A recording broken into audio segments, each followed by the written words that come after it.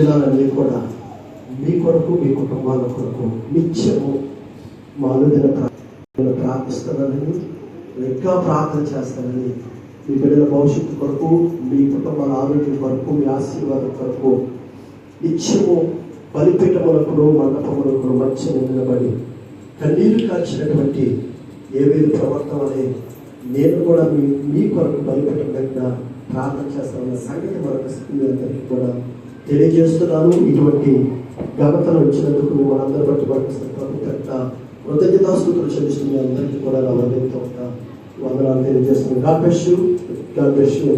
దేవుడు మమ్మల్ని